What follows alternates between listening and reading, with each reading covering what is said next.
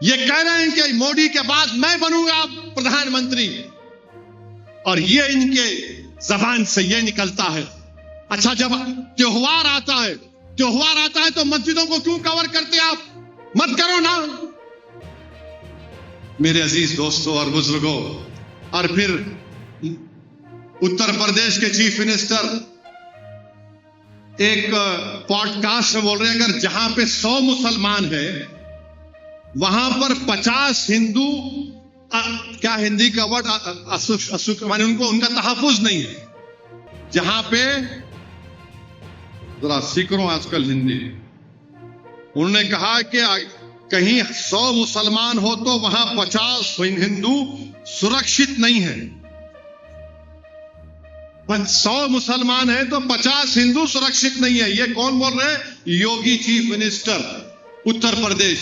अब मैं उनसे पूछना चाह रहा हूं, मेरे गाड़ी पे गोली कहीं को चलाए फिर आप?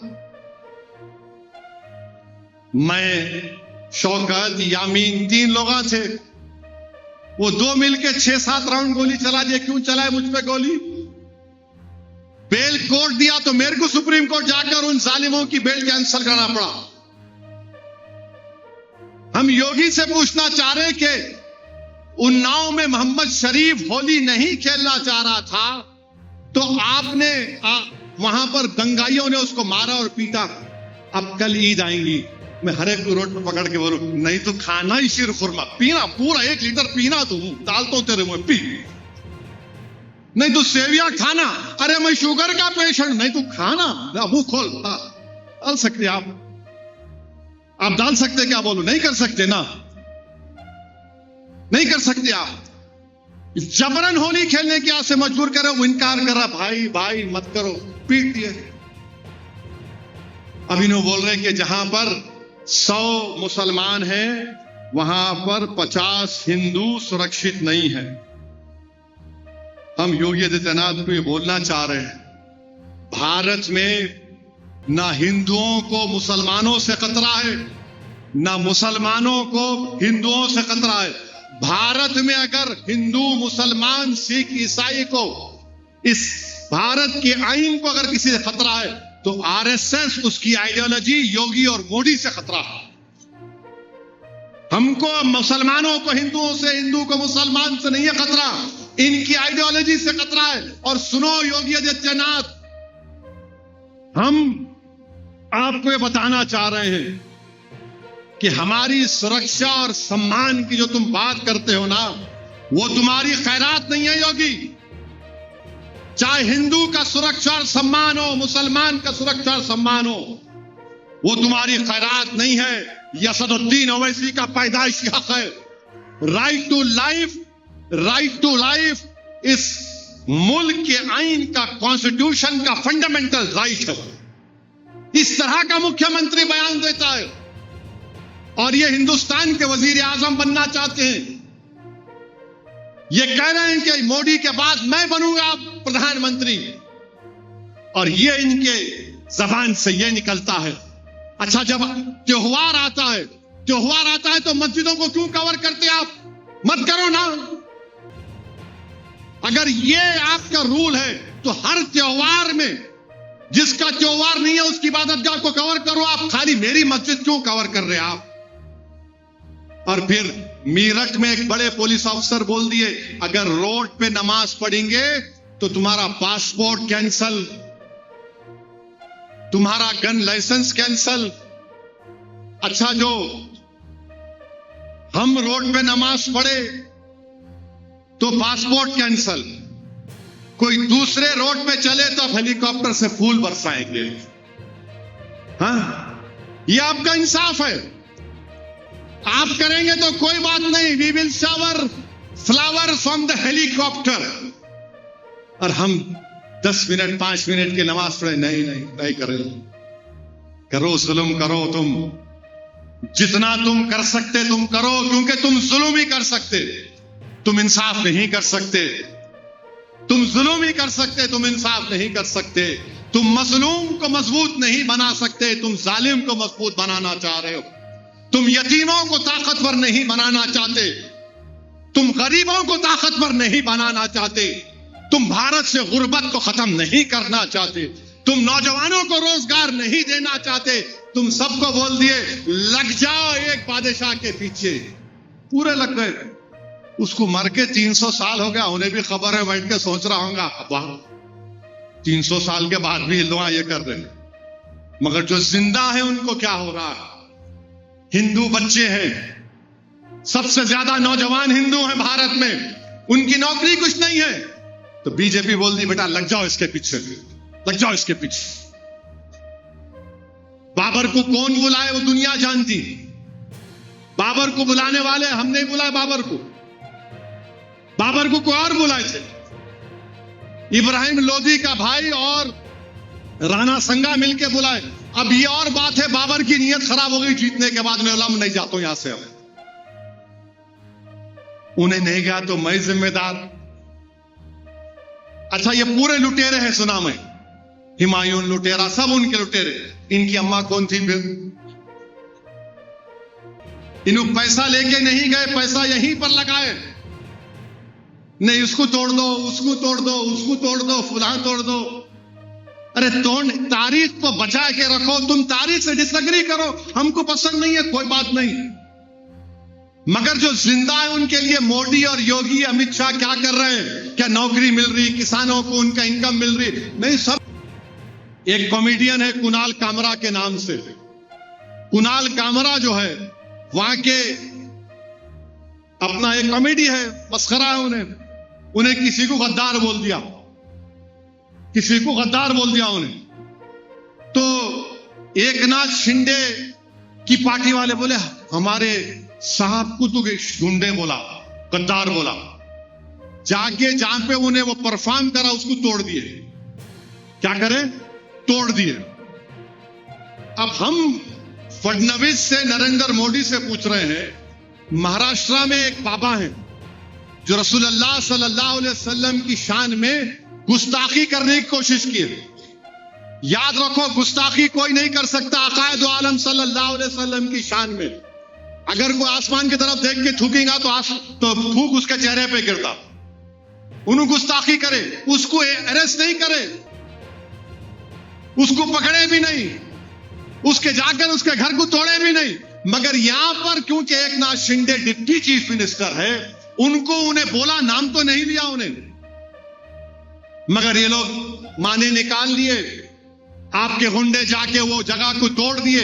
हम योगी और फडणवीस से पूछ रहे हैं, क्या आप इन तोड़ने वालों का घर तोड़ेंगे? इरफान अंसारी नागपुर में सर पे मार के उसको शहीद कर दिए, 3 लोग को गिरफ्तार किया, उनके घर तोड़ेंगे आप? किसका घर तोड़ रहे हैं आप? सिर्फ मुसलमानों का तोड़ रहे हैं। जो लोग जाकर धमकी दिए कुणाल कामरा को, वो जहां पे हुआ तोड़े, उनको कुछ नहीं, घर में उनको पुलिस स्टेशन में बेल मिल गई। ऐसा दिख रहा कि पुलिस स्टेशन उनका मायका था। हजरत सुसरे मिल्लत बैठे थे, आजा दामाद, खड़े करके जा।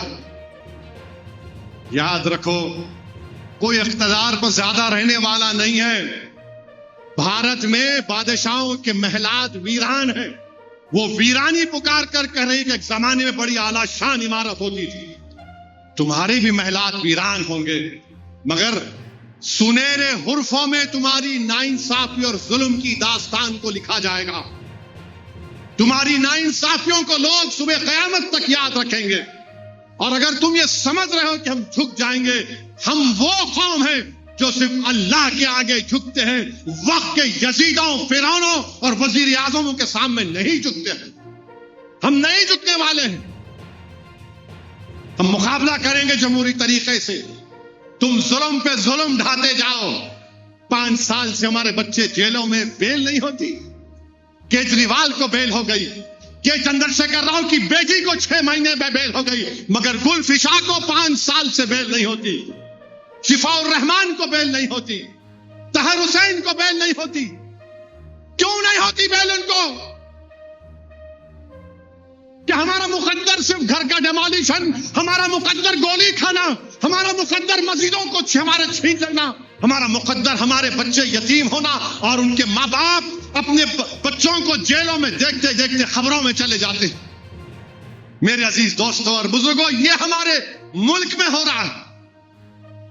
यकीनन ये बहुत खूबसूरत मुल्क हमारा, और याद रखो जालिमों, इस मुल्क को आजाद अंग्रेजों की गुलामी से तुमने नहीं किया, ना किसी मुगल बादशाह ने किया। इस मुल्क को गुलामी से आजाद मक्का मस्जिद के उस वक्त के इमाम मौलवी अलाउद्दीन साहब ने किया था। जैसे ही रमजान का दिन था, जुमे का दिन था, मक्का मस्जिद से इमाम साहब खुतबा दिए और बोले कि चलो सुल्तान बाजार की रेजिडेंसी को, जहां पर अंग्रेजों ने एक मुसलमान को दबोच लिया है। मौलवी अलाउद्दीन की क़यादत में मक्का मस्जिद से जुलूस निकला, सुल्तान बाजार के मौजूदा वुमेन्स कॉलेज पर हमला हुआ, गोलियां चली। इस सरजमीन को एजाज हासिल है हैदराबाद को कि काला पानी में सबसे पहला मुल्जिम अगर कोई था तो मक्का मस्जिद का इमाम था। आप जुल्म करके थक जाओगे, तुम जुल्म करके खत्म हो जाओगे इंशाअल्लाह ताला, मगर रसूल अल्लाह सल्लल्लाहु अलैहि वसल्लम का गुलाम पहले भी खड़ा हुआ था, आज भी खड़ा हुआ है और कल भी खड़ा रहेगा इंशाअल्लाह ताला। तुम अगर ये समझ रहे हो कि कानून बनाकर हमारी मस्जिदों की तरफ ललचाई हुई नजरों से देखोगे, जाकर रशिया में बसने वाले उस वक्त के सोवियत यूनियन के कम्युनिस्टों से पूछो। उन्होंने समझा कि स्टालिन की हुकूमत, ब्रेज़नेव की हुकूमत इस्लाम को खत्म कर देंगे, कम्युनिज्म खत्म हो गया, यूएसएसआर टूट गया, मगर इस्लाम जिंदा है, मस्जिदें आबाद। ये हमारा मुल्क है, हम इस सरजमीन पर पैदा हुए, इस सरजमीन पर हम बाइज्जत शहरी बन के रहेंगे, हम बाइज्जत इंसान बनकर रहेंगे। हम अपने हुकूक को हासिल करने की लड़ाई आईन और संविधान के दायरे में रहकर लड़ते रहेंगे, और हम अपने हक को हासिल करके रहेंगे। हम दुनिया से जरूर जाएंगे, मगर जाने से पहले हम आने वाली नस्लों को आराम की नींद देकर जाएंगे, उनको ताकतवर बना के जाएंगे, उस क़यादत को मजबूत करके जाएंगे। मेरे अजीज दोस्तों और बुजुर्गों, मेरी आपसे गुजारिश है कि आप दुआ भी करें इस कानून के खिलाफ, आप दुआ भी करें कि अल्लाह सुब्हानहू व तआला इन जालिमों से हमको छुटकारा दिला दे। All India Muslim Personal Law Board के हुक्म पर हमने ये काला पट्टा बांधा है उस वक्फ बिल के खिलाफ। नरेंद्र मोदी इस वक्फ बिल के जरिए हमारे सीनों पर गोली चला रहे हैं, हमारे सीने पर गोली चला रहे हैं, हमारे ईमान पर गोली चला रहे हैं, हमारे मस्जिदों पर गोली चला रहे हैं, हमारे दरगाहों और खानकाहों पर गोली चला रहे हैं। आप बताओ, जब हमारे हिंदू धर्म के मंदिरों में सिर्फ हिंदू मेंबर बन सकता है, तो फिर वक्फ बोर्ड में एक गैर मुस्लिम कैसे बन सकता है बताइए आप। जब गुरुद्वारा सिखों में खाली सिख मेंबर बन सकता है, तो कैसे यहां पर एक गैर मुस्लिम को मेंबर बनाएंगे। जब अगर कोई मंदिर की प्रॉपर्टी पर 12 साल से भी काबिज है, सिखों की गुरुद्वारा की जमीन पर अगर कोई 12 साल से काबिज है, ईसाइयों के गिरजा घर की जमीन पर कोई 12 साल से काबिज है, तो वो मालिक नहीं बनता। मेरे अल्लाह के नाम पर दी हुई जमीन पर अगर कोई 12 साल से काबिज है, तो मोदी कह रहे हैं कि अल्लाह मालिक नहीं होगा, वो काबिज मालिक हो जाएगा। आप बताइए कौन सा इंसाफ है ये? कलेक्टर को पावर क्यों दे रहे हैं? इसलिए दे रहे हैं कि कलेक्टर के पास कोई जाकर लिख देगा कि ये वजीर अली की वक्फ की प्रॉपर्टी वक्फ नहीं है, तो कलेक्टर अपने सियासी आखाओं को खुश करने के लिए लिख देगा दिस इज नॉट अ वक्फ प्रॉपर्टी। दरगाहों पर जाकर कह देंगे वक्फ की प्रॉपर्टी नहीं है। बल्कि महाराष्ट्र में एक दरगाह है, आज मैं आ रहा था तो महाराष्ट्र में एक दरगाह है, हजरत अहमद चिश्ती रहमतुल्लाह अलैह, हजरत अहमद चिश्ती रहमतुल्लाह अलैह की दरगाह है। 150 साल पुरानी दरगाह है। इतनी पुरानी दरगाह है, 150 साल। यह है रूहीवी एक इलाका है, हजरत अहमद चिश्ती रहमतुल्लाह अलैह की दरगाह, 150-200 साल पुरानी दरगाह। वहां पर ये संघ परिवार के लोग, कोई छत्रपति शिवाजी के पुतले पर कोई कालिक डाल दिया, कौन डाला नहीं मालूम, दरगाह शरीफ में घुसकर गुंबद से उसके झंडे को निकालकर अपना झंडा लगा दिया और बोल रहे हैं कि यहां पर क्या है, भुवासल देव महाराज की मंदिर थी। ये कर रहे हैं। और ये बीजेपी वाले बोलते नहीं नहीं ओवैसी भटका रहा है, ओवैसी भड़काऊ भाषण दे रहा है। अरे ये हुआ नहीं हुआ बताओ मेरे को। पार्लियामेंट के सामने एक मस्जिद है, पार्लियामेंट के सामने है। किसकी मस्जिद है? वो गवर्नमेंट बोलती हमारी मस्जिद है, दिल्ली वक्फ बोर्ड बोलता हमारी है। कल कलेक्टर को पावर मिलेगा तो कलेक्टर पागल है, मोदी के खिलाफ जाएगा कलेक्टर लिख के दे देगा दिस इज नॉट अ वक्फ प्रॉपर्टी, ये गवर्नमेंट प्रॉपर्टी। गई आपकी मस्जिद। उस बिल में एक प्रोविजन है कि अगर कोई भी जायदाद पे उस बिल में एक प्रोविजन है कि अगर कोई भी जायदाद पे लिख दिए कलेक्टर को ये वक्फ नहीं है, तो कलेक्टर अगर इंक्वायरी ऑर्डर कर दिया तो जब तक इंक्वायरी मुकम्मल नहीं होती वो वक्फ की प्रॉपर्टी नहीं रहेगी।